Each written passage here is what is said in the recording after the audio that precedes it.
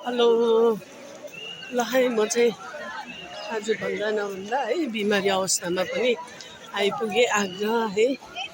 आग्राको रौनक हेरिहाल्नुहोस् हो, यस्तै प्रकारको छ।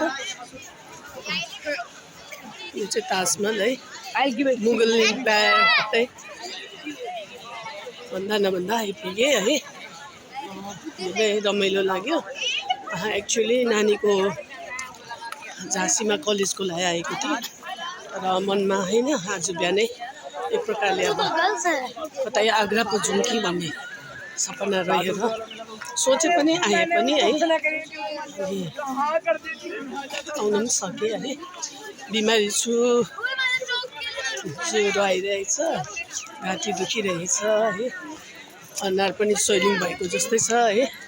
ट्रेनको लगातार सफर है, दसैँदेखि नै लागेको यो बिमारी है, र पनि भगवानको कृपाले है यसरी आउन पाएँ।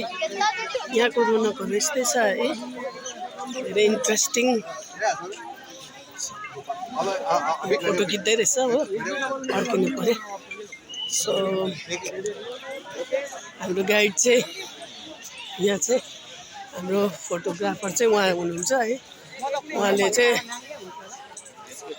फोटो सुट गर्दैछ है। मेरो प्रकृति, मेरो प्रणिता है, मेरो पनि रमाइलो भइरहेछ। प्रणिता भन्दैन आज हामी है अचानक कसरी चाहिँ आउनु पाएँ, मजा आइरहेछ है। यस्तै छ अब कतिले चाहिँ अब आउन नपाए पनि है, कतिवटा भिडियो कतिवटा देख्न पाउँछ है। यसरी नै यस्तै छ है ताजमहलको रौनकहरू है, नजाराहरू यस्तै छ। धेरै रमाइलो है, खासै लाइभै गर्नु मन परेको थियो।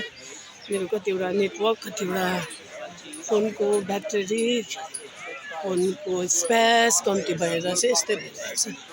So I feel very proud and enjoy. त्यसै चाहिँ इन्डियन हिस्ट्रिकलमा चाहिँ यो प्लेसहरू, ऐतिहासिक कुरोहरू चाहिँ त्यसै रचिएको होइन रहेछ, मुगल इम्पायरको कुराहरू सुन्दा है।